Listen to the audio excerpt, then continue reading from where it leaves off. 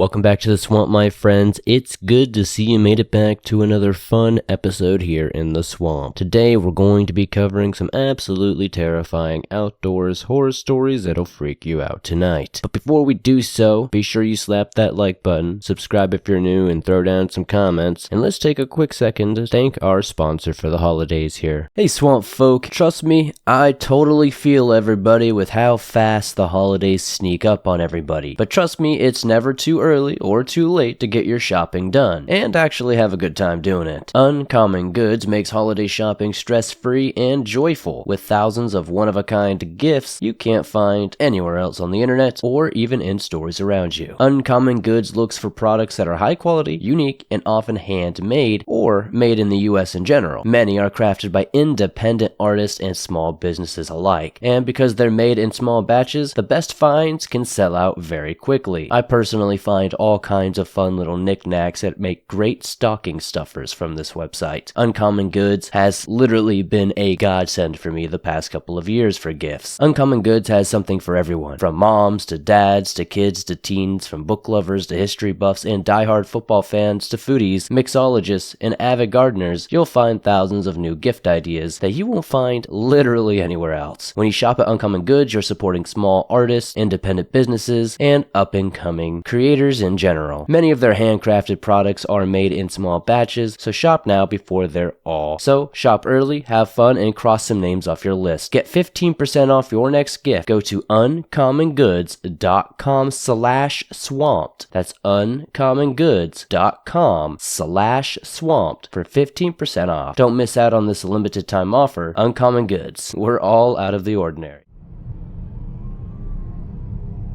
1982, I was hired by a large consumer products company that had just opened a production plant in my area. It is still in production and has increased tremendously in size. The company hires several people at once and we all go through the same training and are classed, class 1, 2, 3, etc. I was in class 4, bringing the total people hired to around 200. So, small groups at a time. At that time, we worked 2 shifts 5 days a week and shut down on the weekend. Now, it is a 24/7 work schedule with about 1,200 employees. The building and warehouse was now a new build out in the middle of nowhere and had been farmland for many generations in the same family. In fact, the farmer had an agreement to still use parts of the land for hay production until such time the company needed the land for expansion. The warehouse was huge and tall. It had a rail track in the center to load the train cars in if needed. No racks at the time, just final product wrapped in stretch wrap and stacked on top of each other. The warehouse was marked with lines and numbered for the rows. There was a security guard that made the rounds every few hours, and always had to walk the warehouse. This is a story that was told to several of us by one of the security guards. For several nights, a figure had been seen in the warehouse, but none of the guards could get a good look at the figure, and it would go down one of the rows and get away. This was easy enough to do as the unit loads weren't up against the back wall. One night, one of the guards saw this figure and it appeared to be dressed in white. The plant has quality labs and they wear white coats. Thinking it was a lab person, the guard called out to the person to see why he was in the warehouse at 3 a.m. Remember, this place closed at 10:30 p.m. The figure didn't stop. The guard followed him and the figure turned down one of the rows. The guard thought, okay, nowhere for this person to go. And when he got to the row, there was no one there. He turned around and saw the same figure about 200 feet away on the loading dock. Only now he could see the figure appeared to be transparent, and he could just faintly see through the figure. He went back to the guard office, spooked as hell. He didn't do any more rounds and quit in the morning. In an effort to make it easy to wash hands, automatic faucets were installed in the locker rooms and auto-flush toilets too. People reported that they would find the faucets going and the toilets flushing, and no one would be in the locker rooms or bathrooms. After having them checked out by a number of different plumbers and finding no issues, the phantom flushing continued to happen. The company had to disable the auto feature and go back to the old-fashioned way of washing hands and flushing toilets. I'm going to send you a story that personally happened to me in another email very soon. Thank you for sharing this story.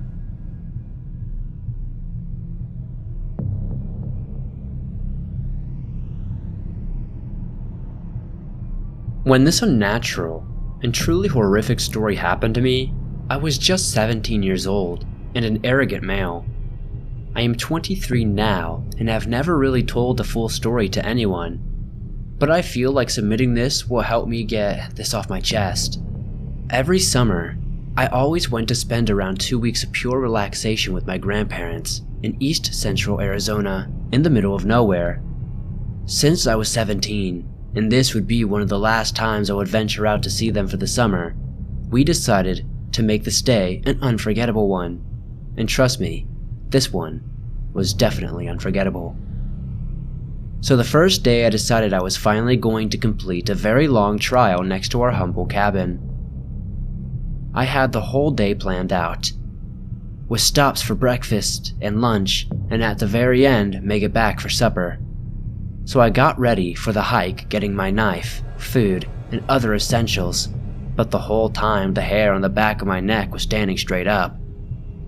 I had this feeling of dread for some reason, but I shrugged it off as a horrible sleep schedule. Once my things were packed, I said my goodbyes and left for the hike. As I stepped out of the house, the hot Arizona sun stung my skin, giving me nostalgia of my early years. I made it to the trail that I wanted to trial. Around 5 minutes later, as soon as I had made it to the cool forest, I felt uneasy, like nothing I have ever felt in my life. It was a mix of being watched and a feeling of butterflies in my stomach. This was weird, because I've lived my summer days in the forest and nothing like this has ever happened to me, but after around 45 seconds, it went away. Thoughts rushed through my mind about scary stories for the duration of the first part of the hike, which didn't help at this point, because I was spooked. Around 3 hours later, I found the clearing that I would always stop at, but this time, I would use it as a rest stop to eat. As I found some shade under one of the nearby trees and grabbed my sandwich and crackers, then I heard a twig snap from behind me.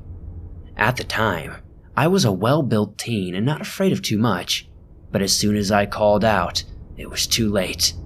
I saw it. It was tall, skinny, but sort of built.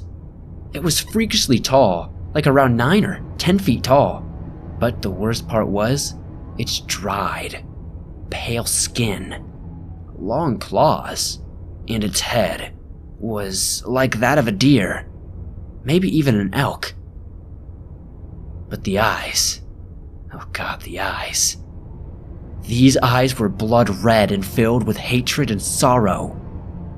As soon as I spotted this figure, I ran like the wind.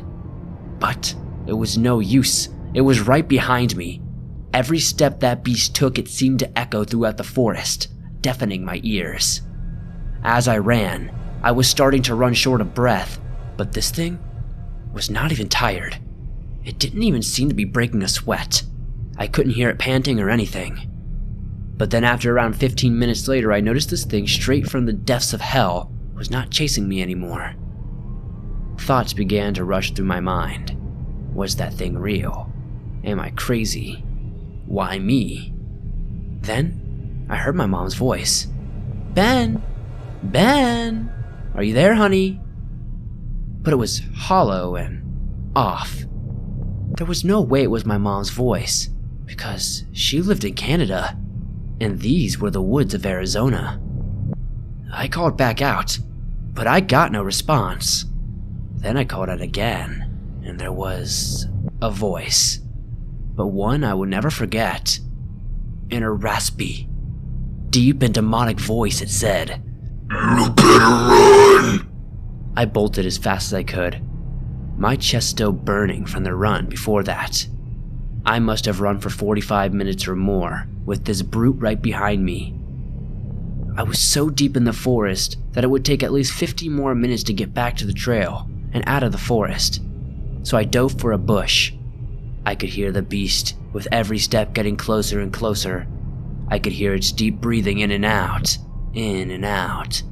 Then it yelled out, not in pain but in frustration, as it could not seemingly find me. Then it cried out. It sounded like 1,000 animals dying at once. It sent a shock through my body. Then it ran faster than I have ever seen, back to where this thing started. I really can't remember the rest of it. I remember opening the door and rushing into my room, sobbing. My grandparents got back home from their late lunch and saw me there, and they saw how shaken up I was. They asked what was wrong, and I told them I won't ever be coming back. That night I could hear voices outside of the house. I left to go back to Canada the very next day. I still don't know what that thing was. It looked like a mix of a Wendigo, or maybe even the rake. I never told my grandparents the full story. All I told them was that I saw something weird in the woods, and I just needed to sleep. If you, or anyone could tell me what this monster was, please comment down below.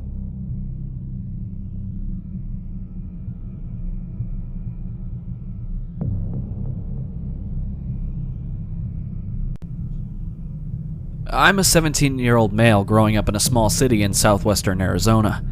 The city of about 50,000 has little to nothing to do.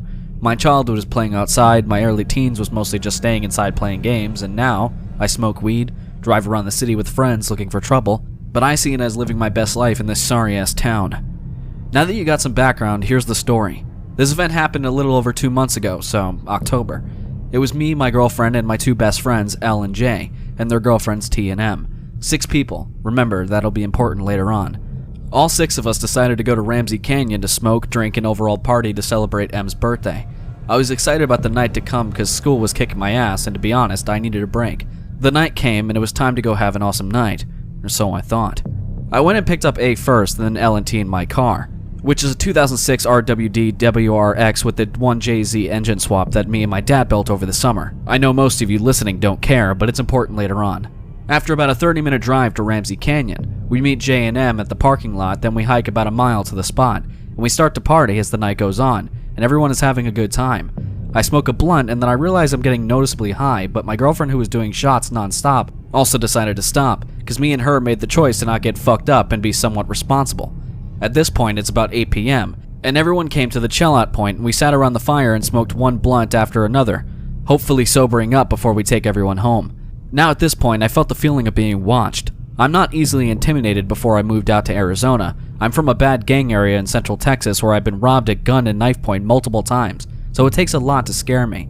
But this feeling felt so mean and hateful, like whatever was looking at me wanted to hurt me, and it chilled me to the bone. I tried to shake it off as it was my turn to hit the blunt. About mid-smoke sesh, all the girls decided they had to use the bathroom, which made me feel better because I didn't want anyone going off by themselves. I decided to do a quick head count to make me feel better instead of being paranoid. I counted all the girls, me, and then Jay. I spoke out. Wait, where's L? And T said he went back to the car because he realized he left his phone and went to go get it about 10 minutes ago. Then all the girls walked off to use the bathroom. I look at Jay and say, Hey man, are you getting the feeling of being watched? And Jay kind of shouted out of excitement, then quieted down. Yeah, I swear about 10 minutes ago I heard my name call from over there, and I haven't been able to shake this weird feeling of dread till the girls left. The weird thing is M never left the group, nor our little clearing. She's the birthday girl, and I would have noticed. Then about 10 minutes later, the girls come running back crying, and T had a cut on her arm. I went from high to sober really quick, and immediately went to T's aid, and asked what had happened.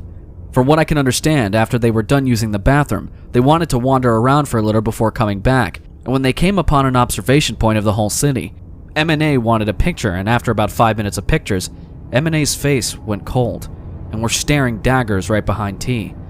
T, of course, reacts and turns around to see an 8-foot-tall thing 2 feet from her. It had deer legs and razor-like 5-inch nails attached to long fingers, and bony hands with the red ooze dripping out of the right hand. T, too terrified to look up, reacts in a way I think and know saved her life. Quickly raised her phone to take a picture, but not to show her friends later on, because the flash was on, and as soon as the flash went off, the creature grunted in anger, and T yelled, "Run!"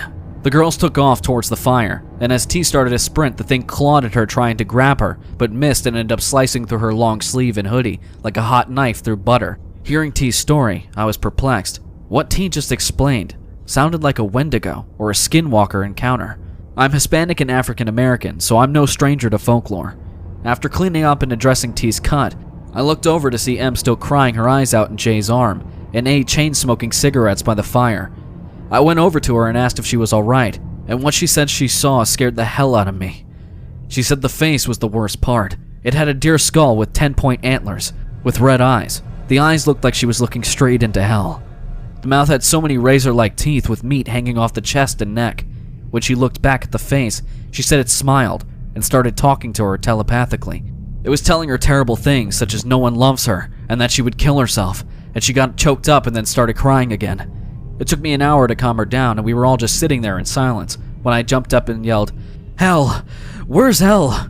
Me and Jay started yelling Elle's name at the top of our lungs, and I came up with the best idea I could think of at the time. I told the whole group, "Get your shit together and we're leaving now," and I pointed at Jay that we were going to get the girls in the cars and going to look for Elle. Got it? He said got it, and we packed all of our stuff and made it to the cars in record time. We made sure the girls were okay in my car, so if they needed, they can get out of there quickly. Me and Jay ran into the forest looking for our dear friend Elle. Jay had my knife I always carried, and I had my grandfather's M1911 ACP-45 with hollow points, just in case we saw some mountain lions up where we were. I'm no stranger to guns, so I kept it in my waistline and told myself I'll only take it out if I need it. After about 30 minutes of searching, and me and Jay just stopped to take a breather. About a minute in, I hear leaves crunch under a heavy footstep. I reacted quickly, and within a fifth of a second, I draw my weapon and pointed it in the direction of the sound and pulled the hammer back ready to defend me and Jay. It was Elle. I lowered my weapon and rushed over to him, hugging him, thinking God he's okay. Then I slapped him and started cursing him out and yelled, "Where the hell have you been?" Jay said, "E, calm down, man, look at him. He looks like he saw a ghost." I looked at him and yeah, he looks like hell. Elle said when he was walking back to the car, he got lost and took a second to see if he could hear us and make his way back. As he strained his ears and he heard his name being called in a deep demonic raspy voice, he looked over and saw the exact same thing the girls did. He didn't waste any time and took off in a random direction. Now, Elle is a big guy. He could very well play football as a lineman and get a D1 scholarship without even trying. He said as he was running, the monster was maybe 10 to 20 feet behind him, saying in the same voice, "Elle, come here. Elle, come here." Eventually, Elle came across a cave thing that dipped around into a valley, so Elle jumped in, praying to God the creature would run by him. The thing stopped right above him, trying to smell for him, he assumed. But luckily he was near a river, so the sound of the water masked his breathing and the scent. The creature scuffed in anger and ran off, and Elle said he was going to wait for about 20 minutes to make sure it was really gone, and not waiting him out. He ended up passing out from exhaustion, and the adrenaline started to stop pumping in his blood. He woke up to us breathing heavily near him. He asked where the girls were, and Jay was about to speak, and I shushed them. I signed to them. "Do you hear that?" They both said no, and then they realized what I meant when we got into a defensive position. I don't know a lot about the woods, but I know this. If the animals are quiet around you, that means they're scared of something more dangerous than you. About 10 feet from us to the left, I heard A's voice say, "Baby, I'm scared. I want to go home." I look over fully expecting to see my girlfriend, but my heart jumped straight to my throat, and I got choked up, because now I'm seeing this unholy abomination. Elle and Jay took off, and I don't blame them. It took another step, and it spoke to me in that voice that would scare a Navy SEAL, and said, "You're going to die here." It took another step and smiled. I straightened up and put on my best face of the, "If you want to kill me, you're going to have a hell of a fight" face, and the smell of the creature got whipped off. I pulled the pistol out and pointed it right at the thing, and I heard a growl come from it. And I started saying a prayer in Latin that I learned from my great-grandfather, if I was ever in danger. Observe, Petrum defendent. Amen. Then I fired all 8 rounds into the creature, 3 hits in the head, and then the rest landed center mass. It roared in pain and anger, and I ran, and then I heard the creature following me. I did the 30-minute hike in 10. As soon as I came hauling ass down the trail, Elle and Jay hopped in Jay's car and floored it down the mountain. I jumped into the car, and as I looked back, I saw the thing running after me. At this point, the girls were crying for me to go, and that's what I did. I started the car and threw it into second gear, and launched the car down after Jay and Elle. The speeding limit was 25, and I was doing 50 to 60, drifting corners and not taking any chances slowing down, and as soon as I hit the straightaway, I pulled the pedal to the metal, easily passing J&L, doing 100 miles per hour, not slowing down until I took the SR92, and then I was doing 5 over the speed limit. I saw McDonald's, so I stopped so I can throw up the evening of junk food. I got back in the car and A asked if I was okay. I just gave her a look, then started the car and drove all of us to my house so we could sleep off the night that just unfolded. J and M slept on the couch, L and T slept in the guest bedroom, and me and A went to my room. I made sure the door was locked 5 times before laying down. She fell asleep crying in my arms. As for me, I didn't sleep. As soon as the sunlight peeked over the mountain, I went outside to see if my car was damaged, to see L and J already out there looking at my car. Nothing was wrong except it was a little dusty. But then I looked at the back windshield, and there was a huge bloody handprint.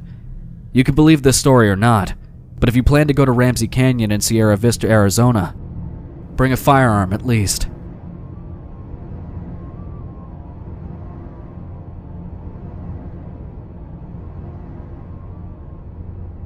This is a creepy ghost story that happened to me when I was just a young boy.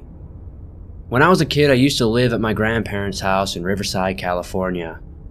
My grandma's house was a big ranch-style home out in the country. My family had always experienced paranormal and sometimes poltergeist activity. It all started when I was 5. I would always wake up in the middle of the night and see this ghost, or maybe a shadow of a little boy. Keep in mind, demons are known to appear as children. I would see this shadow standing at the doorway of my bedroom and sometimes in the living room. I've woken up with 3 scratches on my back multiple times. We would hear voices and footsteps.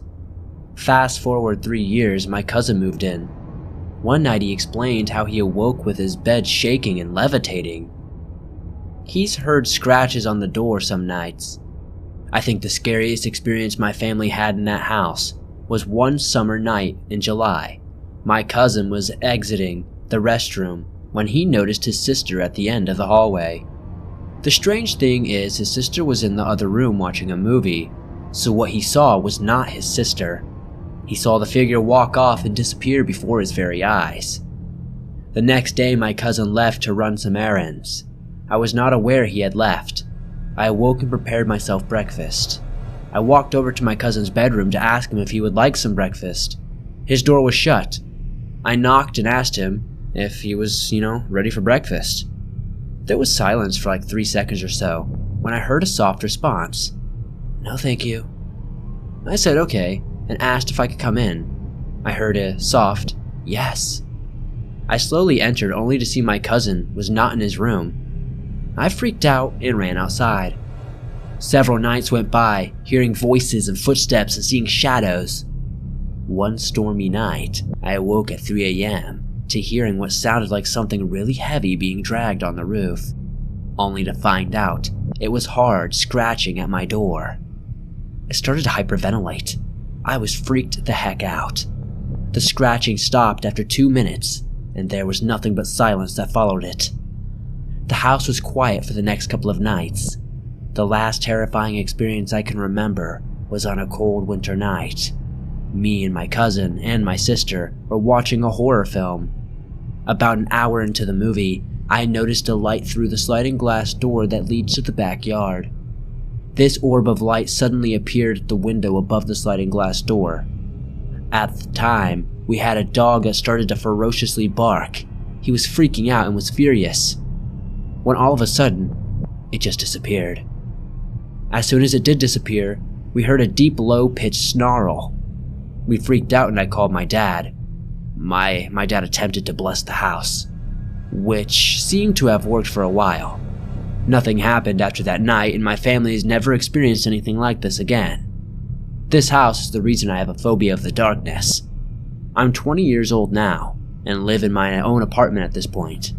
I do visit that house to see my grandparents sometimes, but when I do, I refuse to sleep alone. I still to this day get bad vibes being in that house. Thanks for sharing this story, and remember, before purchasing a house, it's best to get a priest for a blessing, just in case.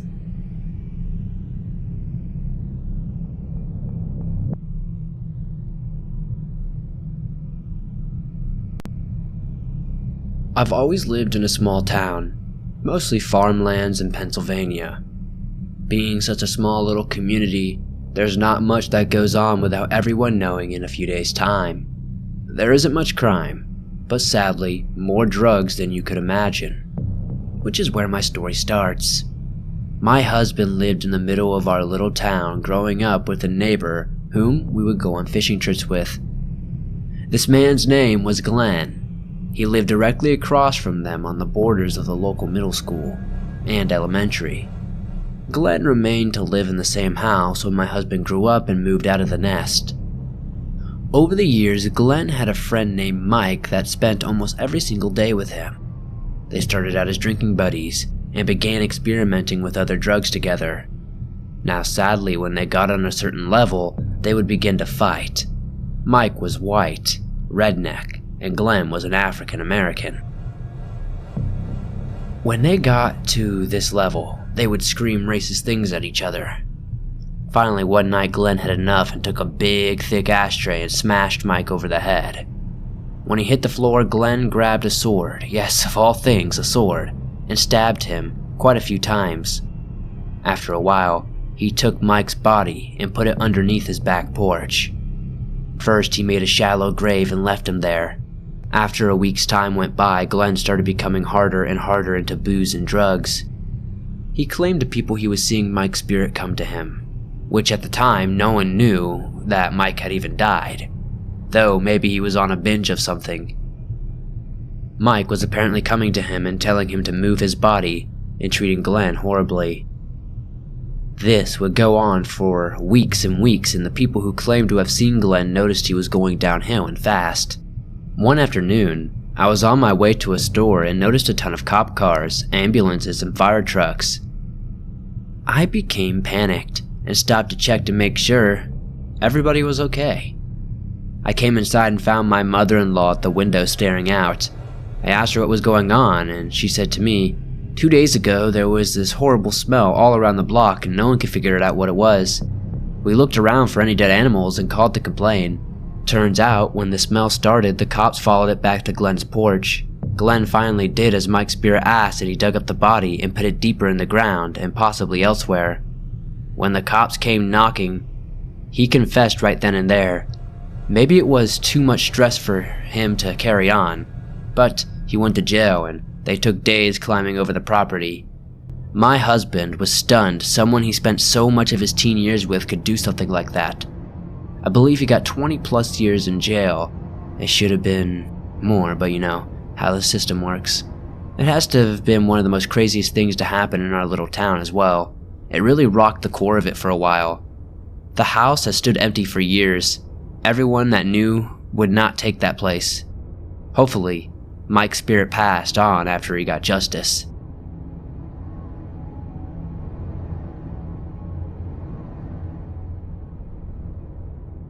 Alright, here's some context.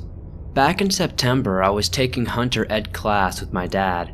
Basically, you learn parts of a gun, how to handle a gun safely, etc. Since it was in person and not the online classes, the instructors had stories to tell. These were about people not handling guns correctly, drunk shooting, etc. And most of them, they didn't end well. We were shooting a lot those 2 weeks to prepare for the test at the end. One time, we went to an abandoned town that a lot of people shot at. It had been shut down due to high lead levels. I had butterflies the whole ride, but I brushed it off as just nerves. Mistake number 1. That evening, we were the only ones there. We thought it would be pretty nice, since there'd be more spots open. Keyword, thought. We settled on a spot behind a hill, and shot at another hill nearby. My dad was sighting the .22 gun we had just brought, and I was sitting behind him. My earplugs were in, so it was hard to hear things, especially far away. All of a sudden, there was a very loud shot. It had to have been my dad, since I was close to him. Initially, I was scared as the aforementioned stories that were told of shots being accidentally fired didn't end well. In a concerned voice, I asked my dad if he had just shot. When he said no, my fear became much greater. Another shot was fired, and our only thought was, what the heck? We quickly tried to become seen.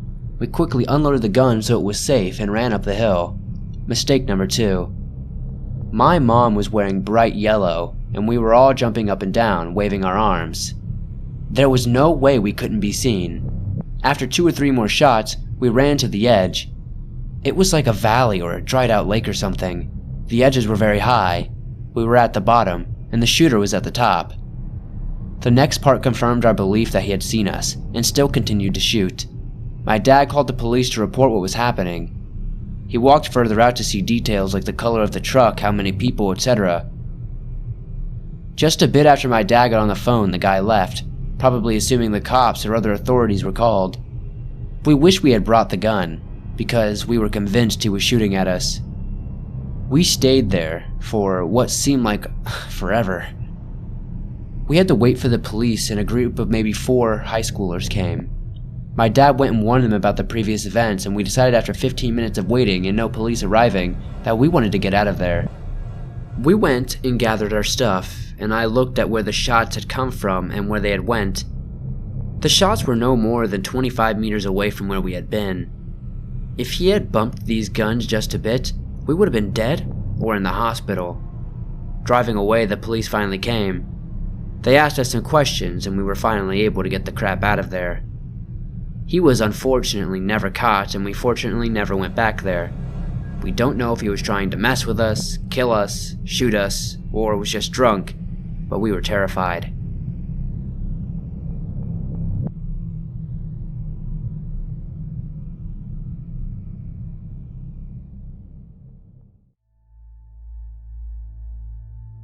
The Garland Woods.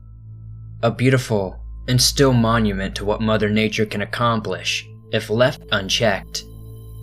It's one of those places where just merely being there has the potential to inspire greatness in you. During the day, as the God rays comb through the densely packed trees, you'll find a magnitude of artists and great thinkers alike soaking up the inspiration. Inspiration is why I made my journey into the Garland Woods. But what I wanted to find there was an idea for a truly great horror story. As the sun fades past the horizon and the vibrant greens turn muddy, you'll notice the crowd dispersing. Plastered around the woods are signs that warn visitors not to stay after the sun has left. I thought this was silly. It was the same cliché rule that was applied to every graveyard and abandoned home. The woods were beautiful, and so in that sense it felt like a magical place, but I never believed magic to be real. All the signs posted around didn't state that there would be any legal ramifications for staying after dark, so I gathered what I needed and waited. Instead of soaking in the inspiration that the light of the day was offering, I people-watched. I watched as an artist sat on the large extensions of an ancient tree and sketched away. Poets stood like statues in the paths of light that switched around the trees, like their ideas were solar-powered. Garland was largely untouched by man-made machines. The only unnatural part of the park was the parking lot, but even that was just compacted dirt. Legends, as they were, posed that the forest was protected by magic that halted crews from working after the sun had gone down. Stories of workers being assaulted and equipment being tampered with ran rampant in nearby towns. As I watched people carrying on, watched the hikers, artists, and the occasional businessman, the sun started to retreat. The woods were dense, and it took me a while to find anything I would consider a clearing. As I was running out of light, however, I found a small patch of dirt surrounded by a circle of rocks that would fit my supplies just fine. The light diminished, and I could hear a marathon of retreating footsteps. I thought someone would stop and bother me, but they all carried on, like the forest itself was ushering them out. After a few moments had passed, the world around me became muted, and the forest took on a life outside of human interaction, like it had been wearing a mask all day, and was free to finally slip it off. The trees were cast into shadows, and the ground became a plush dark. Initially, the rumors were hard to pry from my thoughts. I wondered what manner of beast or psycho would infiltrate my campsite. In such a still and intimate environment, I think the woods were able to feel my worry and responded with a new light. From the dark plush, I watched a wave of small scattered dots of light breathe into existence. The army-sized collection of fireflies began lifting up from the grass and populating the air. A few even drifted closer to me, and the fire I had begun with whatever already broken branches I could find. I was sure to pour water around the fire just to make sure that it wouldn't spread. I might not have believed in magic, but I had no intention of burning it down either. The night was a cold one, but with the tent overhead and the pulses of heat from the fire, I was able to get pretty comfortable, and so I pulled out my notebook. The tight-lipped calls of the indigenous animals accompanied scratches of charcoal dragging across the paper. Every time I looked up to observe the dance of the fireflies, I would notice less of them had stuck around. I must have completely lost track of time. Whatever the other artists felt during the day, I was feeling it all the same in the dark. My mind raced with formations of monsters and inescapable situations. Creative deaths and meaningful escapes plagued every crevice of my mind as the pencil whittled closer to its eraser. My first touch of uncertainty came when I took a break to take a few bites of an energy bar I had brought with me. Looking out where there was once a stadium's worth of fireflies, there was only a handful, and they were all in the distance. It looked like the bugs were trying to hide behind the trees, and as I twisted my head it became clear. I thought it was just a product of the horde dispersing with the trees. A sort of unnerving optical illusion was created. Even as I got back to writing, I couldn't help but shift my gaze from the paper back to the woods. The lights were unchanging. They continued to hang in the same spot and were in a unified formation, almost creating a ring around me. Over time, the ideas that were in my head, the horrors I myself had imagined, started to feel like they were breathing down my neck. The subtle notion of my isolation from another human soul started to invade my thoughts. What were once ideas of eldritch gods became themes of loneliness and the unending darkness. I decided I had enough ideas written down when I noticed that I was fighting to keep my hand still as it moved across the paper. Uncertain anxiety had invaded my situation with the dying of my fire. I was ready to get to sleep and let the morning come. Closing the notebook, I stood up and prepared to douse the fire. But the lights, they were much closer. I was so focused on what was inside my head that for a few moments, I completely disregarded the woods. When the flock of fireflies lifted from the ground, every time I took my eyes off them and then returned to look at them, I assumed it was the same light. I couldn't have measured how much time had passed between glances, and I never heard anything like the rustling of animals, but still my assumption about the lights, I was wrong. If it wasn't for the diminishing flames that emitted a soft orange glow, I would have assumed the fireflies had just returned. But the figures the glow was cast onto were no bugs. All around me were stout and plump dark bodies. Their only defining feature was the bright yellow lantern-like eyes held in place by bulbous heads. My previous sense of anxiety was heightened as I watched small creatures walking closer to me. When they were close enough, I could see the parts of their bodies sported a protrusion of what looked like branches. Their bodies were so varied and lacking any form that it looked as though they had been formed of the forest floor and given life. I was completely surrounded by them, with no path to escape when their advance finally halted. Looking down, I noticed, what little light was left, that they had all stopped just outside the stone circle. Not a single one of the firefly children made an attempt to cross the stones. They all stood there and looked towards me. Then a low humming noise came from all sides. The children started to undulate in a noise like flies next to your ear was produced. The noise was obnoxious, but I figured that as long as I stayed in the circle, they wouldn't be able to get to me. I thought of the legends. The tales I had heard about how they had found a crew of lumberjacks, dismembered and pinned to trees. How anyone who was reported to stay in the forest after dark went missing or was found dead the next morning. I thought of the stories I had crafted in my head that night of all the terrible ways a person could perish. I worried I would discover much worse ways to die firsthand. Then, there was a hiss. A sharp and new noise that sounded like fat burning on the stove came from inside the circle.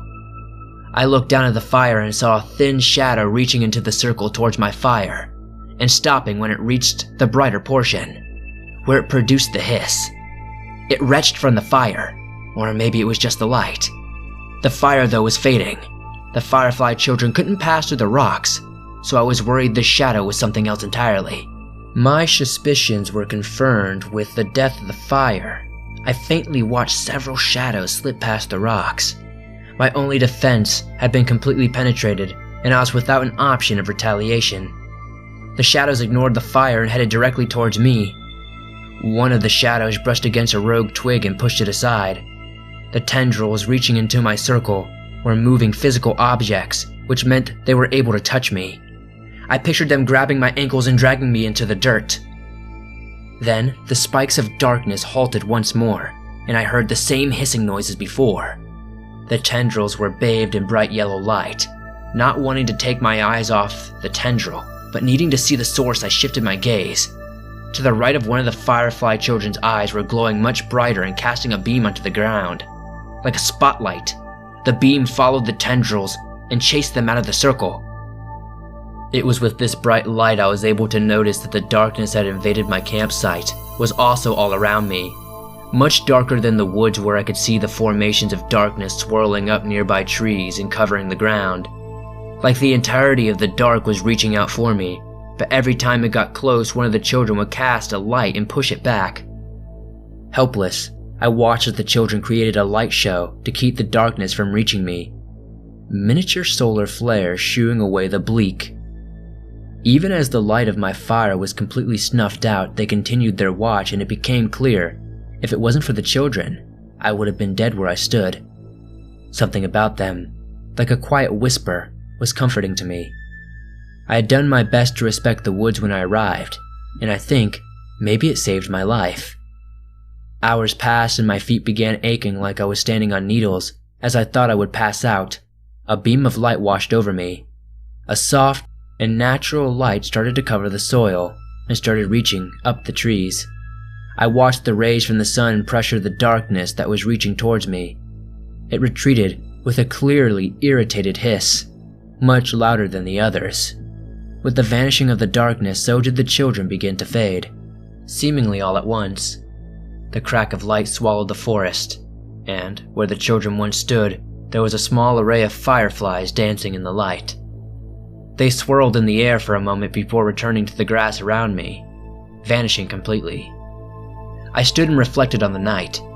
I don't know if I believe what I saw was magic. I collected my thoughts and my supplies. I wasn't in a rush or anything, and I wanted to stay, but something told me I had gotten all I needed.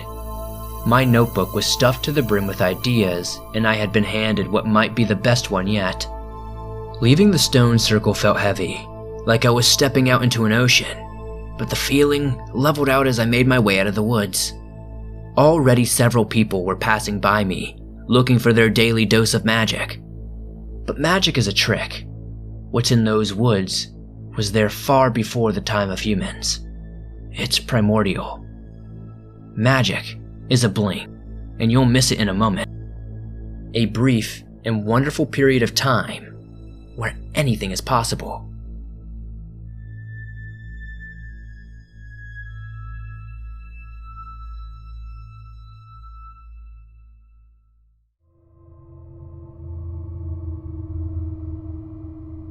I went to Nebraska National Forest every long weekend with two friends who I'll call Haley and Todd.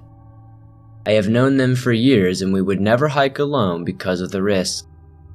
So, we became a group. Anyways, it was spring last year when we went on a week-long backpacking trip. It was a 7-hour drive there. I, being 14, couldn't drive, but Haley was 16 and Todd was 15. Haley drove us there, and we had a great time for the first few hours of the drive. But when we got closer to the forest, something felt off. I know it sounds cliche, but I had this feeling like I was going to get sick. I tried to ignore it at first and thought I was just nervous. So Haley and Todd, I guess, noticed that I was acting off. They asked me what was up, and when I told them something wasn't right, they laughed, thinking I was trying to scare them. A few hours later, the feeling is still there, but we are on a trailhead now.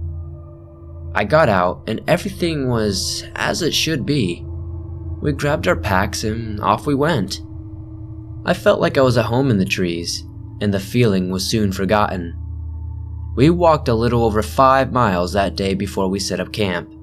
We had a 2-person tent that Haley and I brought, and then a hammock that Todd had brought. After we set up camp, ate, and were just chilling by the fire, there wasn't any alcohol or drugs involved, we were just talking. Todd began complaining about how he didn't want to sleep in his hammock. I didn't want to listen to him complaining and offered to switch places. He gladly accepted. So the night went on as usual. Around 2 a.m., when we all got tired and went to bed, well, everyone but me, I have extremely bad insomnia, so I was just mending to the fire and chilling. Finally, I decided that I would get in the hammock and just try to read or something. So I put out the fire, grabbed my headlamp, and got into the hammock. I noticed that something was off, but I just couldn't place what it was. That's when it hit me. It was completely silent in the woods. No crickets, no animals, nothing. My skin started to crawl. Something was off. I turned out my headlamp and laid and kept silent. I wanted to try and hear some type of animal to ease my worries. That's when I heard it. Something was dragging against the tent. I wasn't even 5 feet from the tent and it freaked me out. I did something really stupid. I called out my friends' names, and the noise stopped. I got no answer, but this feeling of dread was something I haven't ever felt before or since. That's when I felt it. Something poked the hammock. It wasn't like a soft poke, it was like a jab. I was horrified, to be honest. What the hell had just touched me, and where the hell was it?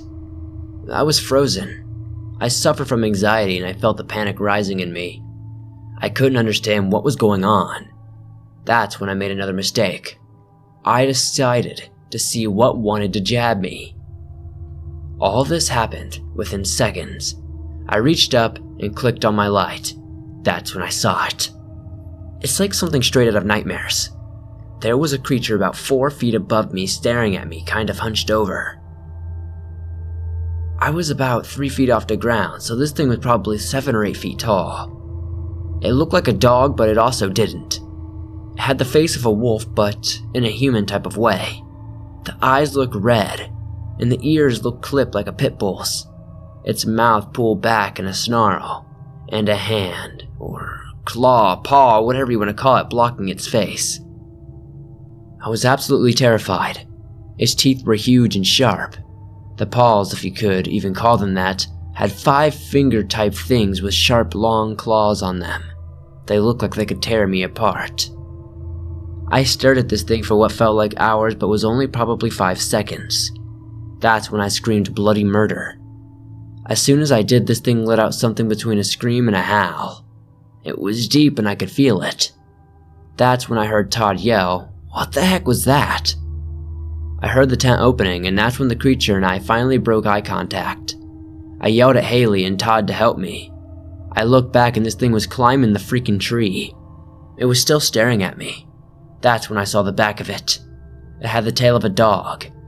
Grayish, silver fur, a black mane down its back, and a hump. I took this opportunity to scramble out of my hammock. We took off without grabbing anything. I had no shoes or anything. We made it to the car, but the whole time back I heard something in the trees. The next day we had park rangers go get our stuff because we were so freaked out. When they got there, everything was gone. Not even trash remained. It was as if we were never there. They blamed us for lying. We have no idea what happened, and I had no idea what I saw or why it didn't just kill me. I haven't been back in the woods for a very long time, but every time I close my eyes, I still see that thing and hear its roar.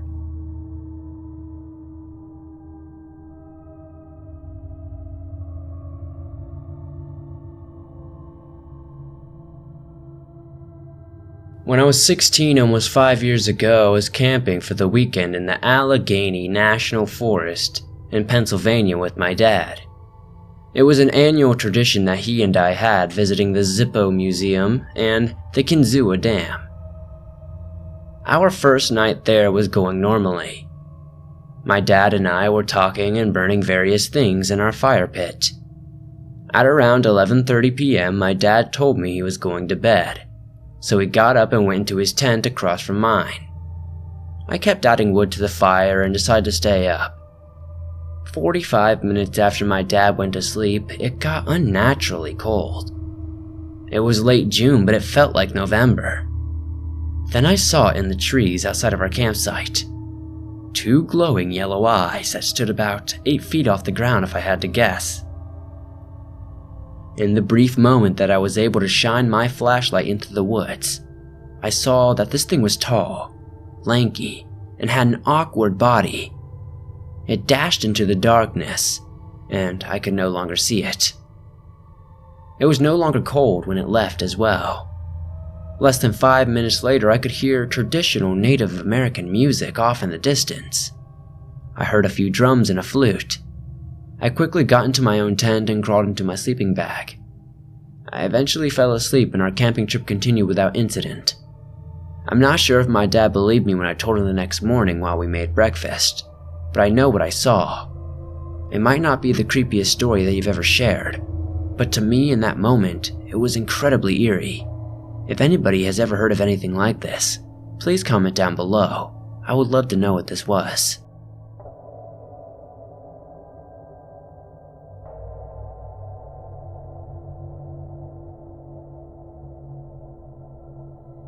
My name is Amanda. I'm a 28-year-old Hispanic female, and I was born and raised in Southern California in a small town called Paris. It's a small sort of ghetto area, but it was home.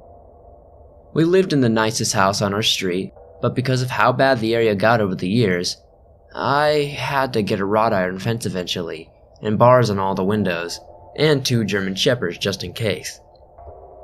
To be honest, my mom and I used to think my dad was way too paranoid. Growing up, I used to walk up and down the streets of my hometown with my friends, and even though it wasn't the best area, nothing ever happened to me, and nothing ever made me feel unsafe. Until this happened. My dad had enough of living in the ghetto, and my parents had been wanting to move for years. Finally, my dad found a job in Arizona where my uncle lived, so he left for Arizona to temporarily live with my uncle to start his job and house search for us, while me, my mom, and my sisters stayed behind to pack everything in boxes. I only had a couple of months to get everything in order, but when I found the time, I wanted to hang out with some friends before I left California.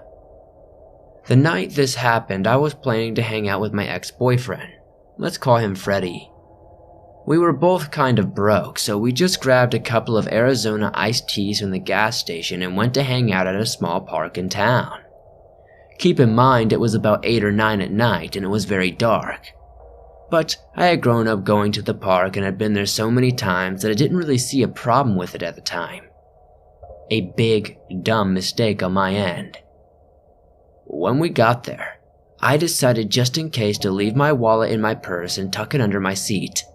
I thought I was smart, and we grabbed our drinks and started to walk around the big grassy area. We were just talking and showing each other funny pictures from our phone. There were some people when we first got there, but not even 15 minutes passed and it seemed like everyone had just vanished. First red flag. We also passed by a suspicious-looking guy with his dog sitting at a bench like he was waiting for someone, who also whistled when we passed by. Another red flag that I stupidly ignored. Freddie and I started sitting at a small hill behind the restroom, still continuing our conversation about God knows what, when all of a sudden I heard some footsteps approaching the left of us. That's when everything happened. It was all so fast. I remember looking up and seeing 4 Latino guys with bald heads, and if I had to guess, they all could have been older than 20. One ran up to Freddy and yelled, "Hey, where you from, S.A.?" Freddy's response was, "What?" But before the guy could ask again, Freddy just jumped up and ran. Just the one guy chased after him. And yes, he left me there alone, with the 3 remaining guys staring at me. I have never felt more fear in my entire life. So scared that my legs felt too heavy to move, and I knew that these guys could catch me. Then, the one who looked like he was the youngest approached me with a long knife in his hand and pressed it against my stomach. Not enough to puncture, but enough to hurt. He also kept one hand on my shoulder, I guess to make sure I couldn't even think about moving or trying anything. My phone was kind of small at the time, but it was so dark that luckily I was able to slip it into my sleeve while they weren't looking, and hopefully be able to dial 911. "Give me everything you got, girl. Empty your pockets now," he said to me. I remember thinking he was trying to convince me and the guys behind him how tough he was, but he just wasn't tough, He didn't seem very tough anyway. I put both my hands up and said I didn't have anything, I swear, please. He looked back at the other guy and back at me, and that's when I started to cry. I started to pray, "Please God, I just want to see my mom again, please." Then he said, "Pull that stuff out of your pockets, now." I pulled out my car keys and a $1 bill, and for some reason, got either brave or stupid and said, "See, like I said, I have nothing." Again, he looked back at his friends, and they were really getting impatient and nervous. That's when it hit me. Oh my God, this is a gang initiation. God help me. He then said, "I know you've got a phone, so give it." Again, I put my hands up and told him, "I don't have it on me. You can check if you want." Stupid, I know, but I thought if I told him that he would believe me. He didn't, so he checked my pockets of my sweater, and I kept thinking, oh my God, if my phone rings, these guys are definitely going to kill me. Finally, the guy who was chasing Freddy ran back, but no Freddy. I'm guessing that was their signal to get the hell out of there, because all of a sudden the guy grabs my keys and the $1 bill, gives me a shove, and they all took off running, scattering in different directions out of the park. I'm guessing as planned. Still in shock that I was alive and had not been stabbed to death or worse, I stood there for another 2 or 3 minutes looking around to make sure they were gone. Not knowing what the hell happened to Freddy, and angry as hell that he betrayed and left me, I finally felt like I could move and start running again. Crying, breathing hard, feeling like I was going to pass out from all the shock. I found a lit area of picnic benches where I sat, and all of a sudden I heard Freddy call my name and run to me. I wanted to slap the hell out of his face, but for some reason was glad he was alive. Looking back now, I have no idea why I gave a crap. I pulled out my phone and called the police, and called AAA because my keys had been stolen, and my mom didn't know where the spare key was. The cops took my statement, and I distinctly remember how the cop looked at Freddy in disgust when he heard that he had left me. They never found the guys, but the keys were replaceable, and the $1 bill was a small cost to pay for my life. I had nightmares for weeks, and sometimes I still have them. I sometimes get stomach pains in that same spot where the guy pushed a knife to me. This was a traumatizing experience that made me very, very paranoid as a person. I have since moved out of California and now live in another state with my husband of 4 years. I have developed a habit of checking and rechecking the locks on my doors in my car. I'm constantly looking behind me and have had panic attacks because I always think I'm being followed, even though the town I live in is very safe.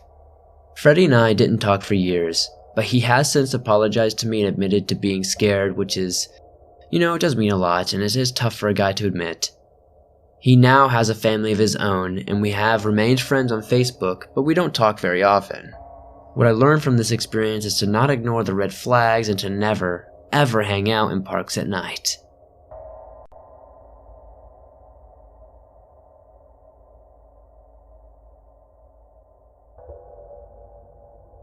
About 5 years ago, I and my older sister went to a nature park, a wetland so to speak. Of course, we went at night so we could skateboard around cause you weren't allowed to. But a 14-year-old trying to look cool in front of her 24-year-old sister, Is not too uncommon, I guess. Well, we went just around as the sun was setting. For a little bit, we got lost since the park was so big and condensed with thick woods. We were trying to find the bridge, a 20-foot or so bridge so we could hang out just above the rushing river. By the time we got there, the sun was hardly visible over the mountains. I looked around after drinking my water, and here is where the creepy stuff happened. As I looked at the other side of the bridge, I saw a tall, skinny figure. I first shrugged it off like it was a person, maybe a ranger of the park. But then, it got on all fours and walked away.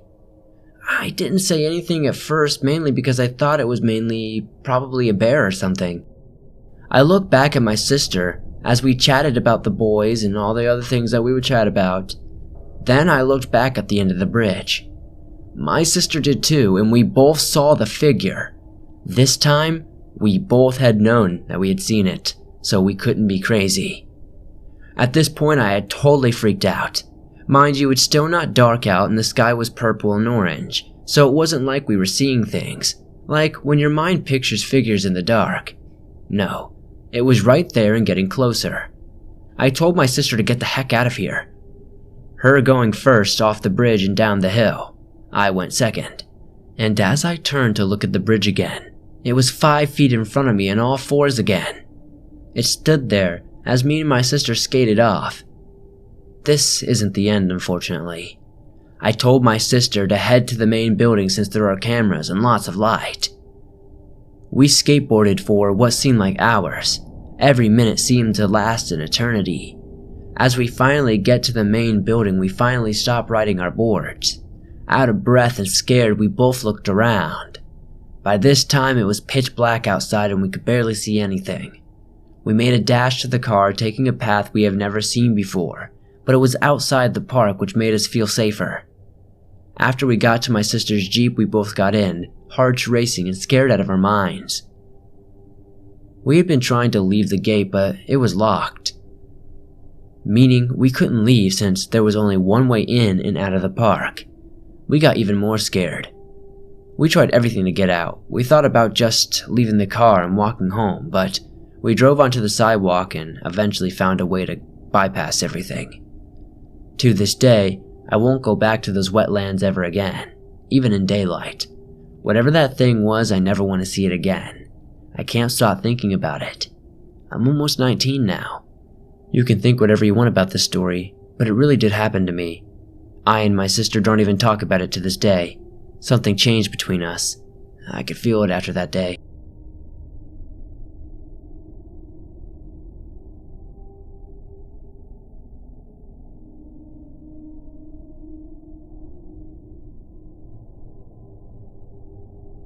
Every summer for the past few years, a group of friends and I have traveled from our homes in Liverpool, in the UK, to Dumfries and Galloway in Scotland.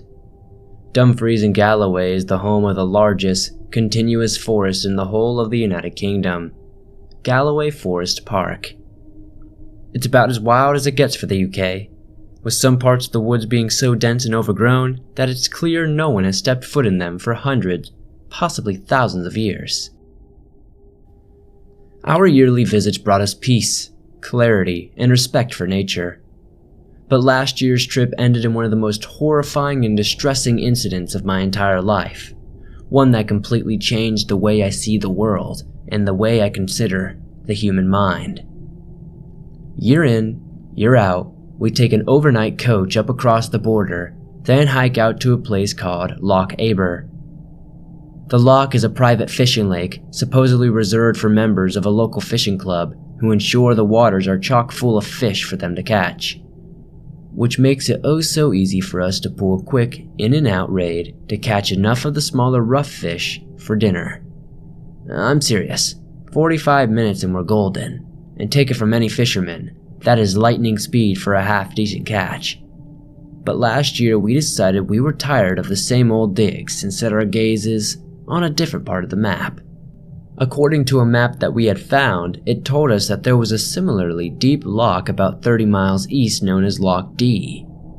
We figured it would be a perfect fishing spot, and we were right. Sure, it wasn't as quick fire as the private member's leg, but it came with considerably less guilt. Everything was going perfect. That was until the second night, when in the middle of a campfire drinking session, one of my buddies jumped out of his seat and recoiled from the fire. "What the hell is that?" he asked, sort of calmly at first. "Nothing more than cautious confusion." "Who's who?" someone replies lazily. "Someone moving through the trees back there." He was pointing into the trees directly behind my back. I actually gave a hoot of sarcastic laughter at first, thinking he was trying to scare us. But the moment it became obvious that he was not messing around, and a jolt of fear went through my freaking face, I leaped out of my seat, spun around, and shined my torch into the darkness. You could feel the tension among us rising as we desperately looked around for who might have been stalking us out here. Torch beams darted across the trees, inspecting every trunk or thicket of the bushes, but there was nothing that we could see, no sign of the person my friend had seen. "Hello?"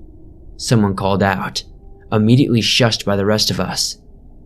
No one wanted to give away our position, but at the same time, we needed to know if there was someone out there, watching us. But again, there was just silence. "I think you've had a bit too much to drink, mate," I remember saying to the guy who supposedly seen a figure walking through the trees. "I'm fine, I barely touched that bells I brought. I swear to God I saw someone just then." "Like who?" someone asked. "Man, woman, young, old, what?" I don't know," he replied shakily. "But they were big. Really big." "The only big thing around here is your bloody imagination, mate. Now go get your head down. It's been a long day." And it had. Thanks to the overnight coach, no one really sleeps on the journey up to Scotland. I mean, they close their eyes, maybe, get a few minutes of sleep, listen to some chill music through their headphones, but they never really sleep. So everyone ends up being pretty wrecked by the end of the first night. The next morning we felt even worse. The first night after such a long journey is usually one where we sleep like the dead. But not that night. None of us could quite relax. Not with the possibility of having someone stalking us in the back of our minds. Thank God we were only planning to fish that day, as we really were not in the mood for anything else, given how bloody exhausted we were. After breakfast, we marched down to the loch with our fishing gear. It's a gorgeous area, a crisp blue lake ringed by hills. It's not unusual to get some really nice, sunny days up in Scotland too, especially during the summer. But that day, the sky was horrible, grimy gray, like the sun had barely risen at all. I was tired, half soaked from the drizzle, and barely even excited to be fishing for my dinner. I actually hoped that something exciting would happen, and for my sins, my wish came true. "Look," one of us shouted. "Over there, on the other side of the loch. Jesus Christ, can you see that thing?" It was the same lad that had seen someone or something walking through the trees. "Where?" We were terrified. One sighting could have been his eyes playing tricks on him. Another could possibly be a mistake, right? "There," he said, pointing. "Just on the other side. It came out of the trees for a moment, then disappeared again. Please tell me you saw that." "Mate, just calm down. It's probably just—" "I know what I saw, and we need to get the hell out of these bloody woods right now," he said, grabbing up his gear in a panic. I remember him rushing off back to camp, one of the lads following him, still trying to calm him down. But it was impossible. He was manic, scared half to death by whatever he had briefly seen. I asked the other boys if they had seen anything. Each shook their head. None had any idea what he was talking about, but that didn't mean they weren't just as freaked out over his outburst. We were supposed to stay for 7 full nights, but that second one was our last. We managed to talk the lad who was panicking down, convincing him to stay a few nights more at the very least. We'd come all this way, and I wasn't about to let us just leave because we were a wee scared of something. But it didn't end there. In the middle of the night, the lad had been seeing something burst out of his tent, waking up each of us before saying, "Can you hear that?" There was silence. Dead silence. I mean, I strained my ears trying to hear what he could hear, but there was nothing. He was scratching at his own ears, gritting his teeth, rocking back and forth in the dirt. It's like the sound was completely overwhelming him. That's the exact moment I realized that maybe something was happening. Maybe there was no monster, maybe it was all in his head. He was experiencing a psychotic break, and it was all in his head.